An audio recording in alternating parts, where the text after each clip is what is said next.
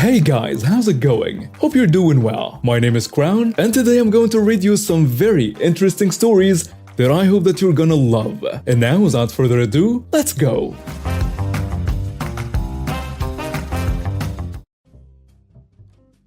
This took place years ago, but still makes me laugh at the sheer stupidity of it all. It started as all truly great sagas published on the internet begin. When I met a random guy through a friend at a bar in a city. Let's call the guy I met Mark for the purpose of this story. My friend had introduced me to Mark because for a few years leading up to that introduction, I shared an idea I had for a business with anyone who would listen. I was told Mark wanted to start his own business, had worked in the industry, knew a lot about the subject matter required, and thought my idea was good. Mark and I met up for a lunch. We hit it off and he said he'd start the business as a CEO and agreed to me taking a part-time operational role. I agreed to help solely in a part-time operational role because I couldn't afford to quit my day job. I put in 15% of the cash for 5% ownership since Mark was going to put in founder hours, 80 plus hours a week, and agreed to put up 85% of the cash, which was more money than I could afford to risk on a new venture. I worked part-time. I did what I said I would. I even tried to be of assistance on things I had no experience with. I connected Mark with a fella I had done business with before. We will call him Paul. Paul and I got into a dispute ourselves. More on this later. Anyway, let's fast forward a few months, and I got into a dispute with Mark over stationery. Yes, stationery not being to his liking caused him to flip out. This was despite him picking the stationery out. Next up, the contract I got from Mark was not what we agreed to. The legal work required a few months to get it done, and I had expected delays, but when I finally got it, the paperwork didn't represent what I had agreed to own. Not only that, but my investment wasn't being acknowledged under the terms we had committed to when I put the money in. Now, as I said, I wasn't able to risk much and I only invested what I could afford to lose. So this wasn't a huge sum of money. I didn't want to make a big deal about it since the amount was small and he began promising a new contract when the business could pay for the lawyers to make changes. I signed nothing. Then it worsened. Mark and I started to fight anytime we were in a room together, and I think back, it's almost comical how angry he will get in my presence. I have other things to do with my time than squabble over stuff like stationery, so I worked on my areas of the business and hoped things would grow. I stopped in whenever I could and would help out regularly as needed with a little Mark interaction as possible. Paul would intervene sometimes when Mark would get particularly difficult to be around. Anyway, fast forward about 2 years and Mark can't help but tell everyone who will listen that the business is going well. I have no idea how well things are going because Mark isn't giving me any updates.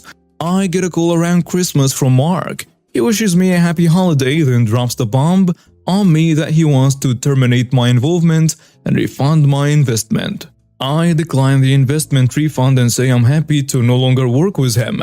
In my head, I think it's kind of hilarious that he thinks this will just end that easily, but I said nothing to that. According to him, Mark and I hang up with him aggravated about my refusal to take the refund of my investment. Mark then sent me an email that I had resigned. This had no basis in fact, but certainly was creative about what we had just discussed. I corrected him immediately in a reply stating that he wanted to no longer work together, and that I can see that being the case but want to discuss my investment. A few days later, Mark demands I come pick up a check for a reimbursement for my investment. I do not come and get it. Next thing you know, the company attorney huffs and puffs and tries to scare me with some strongly worded letter. This is the same idiot attorney who screwed up my contract to work on the business, and also my investment agreement. Let's call this attorney Mr. Khan for the sake of this story. I sent an email response to Mr. Khan that he screwed up. The company seems to be doing well, that I hear rumors about how well that I want to be on this for the foreseeable future, and I will not take a one-to-one cash out for what I put in. The attorney then emails me back stating in writing that Mark never accepted my electronic transfer into the company account. Instead, Mark has another company he accepted the money into, a company I've never heard of, a company that is different from the name of the recipient on my electronic transfer, a company that will be committing wire fraud to accept the money I sent. On that note, I did some sleuthing online. I found out Mark had been forming one company every month or two. Then there were media reports and documents he let slip in shared drives he forgot I had access to from when we agreed to work together. Mark was too cheap and stupid to pay for tech help, so he was using my shared folders I had created, and I certainly wasn't obligated to turn off the shares if he wanted to work out of them. Those documents showed me Mark had recently raised money in a company I sent the payment to at 200 times the valuation I had bought into it at. And Mark didn't disclose my investment to the new investors. Mark had, however, put me on documents showing my ownership to previous investors. Not on documents I have ever seen before, but documents he had been sending around. When I share my suspicions that Mark is committing wire fraud with Mr. Khan, I am told I am the one breaking the law by knowing anything about the investment documents the company has used. Mr. Khan tells me that by not picking up my check I will not be entitled to any money and to contact law enforcement if I think something illegal has happened. He cautions though that I will be the one in trouble. Cue the malicious compliance. I let the different respective members of the Securities and Exchange Commission along with law enforcement know what happened to me.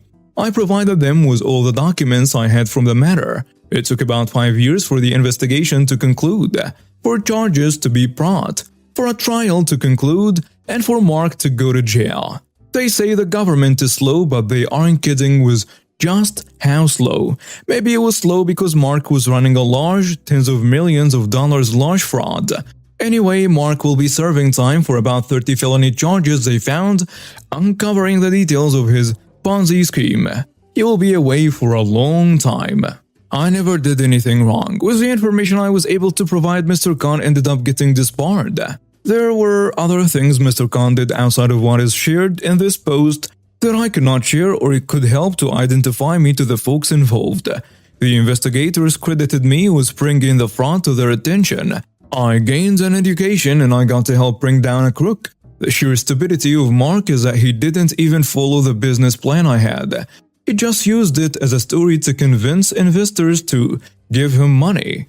It is a business model that works very, very well. It took a few more years, but I am now in a position to be pursuing this business full-time, with people of high integrity who all work together to ensure each other's success.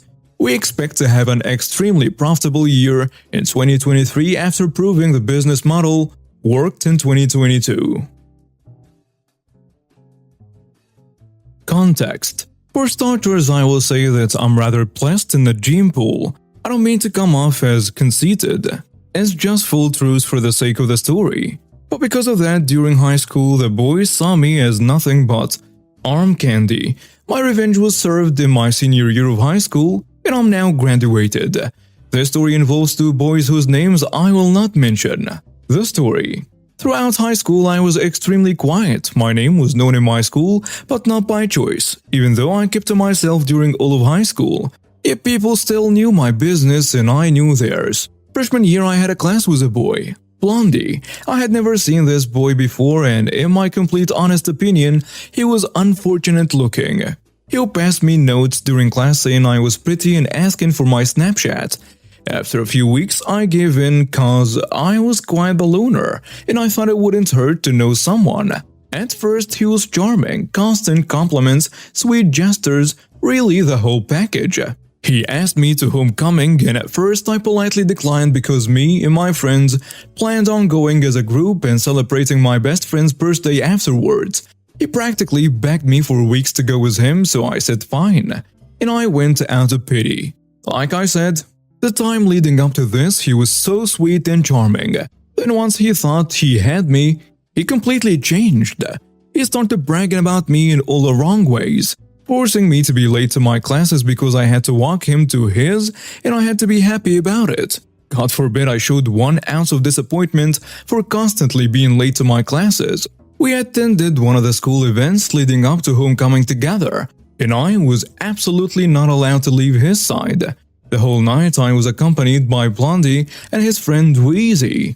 I had to beg him to let me see my friends, and when he never complied, I ended up finding a moment to slip away. When he noticed my absence, it got ugly. Blondie and Wheezy came up to me surprisingly calmly and asked for me to come speak with them for a moment. I hesitated, but I figured it was best for me if I just went with them. Once we were out of sight of the hundreds of other students, they each grabbed one of my arms and dragged me into the woods that surrounded the school. All I will say is that unspeakable acts were committed against me. At the end of that night, I looked them right in their sorry faces and said, "You'll never see a Pride Day past graduation."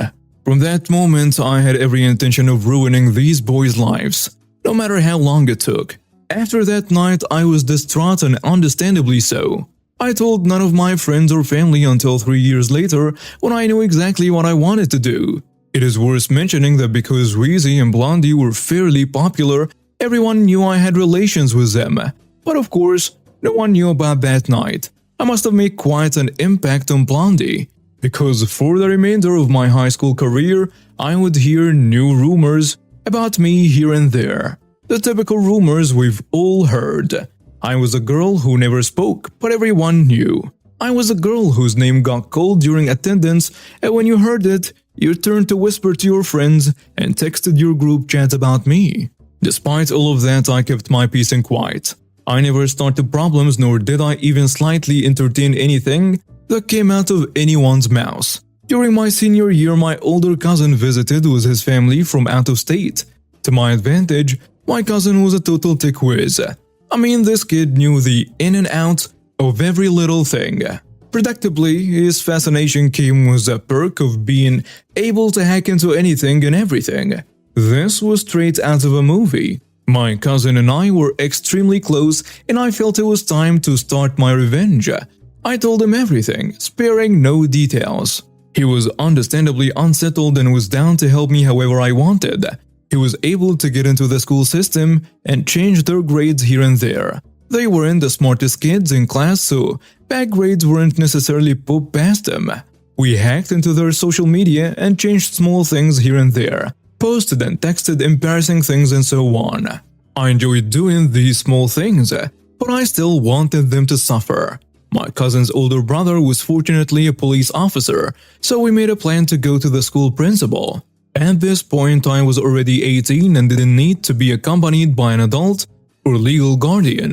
As vulnerable and uncomfortable as it was for me, I sat in his office, told him everything, and asked if the security footage possibly went back 3 years. Much to my surprise, it did.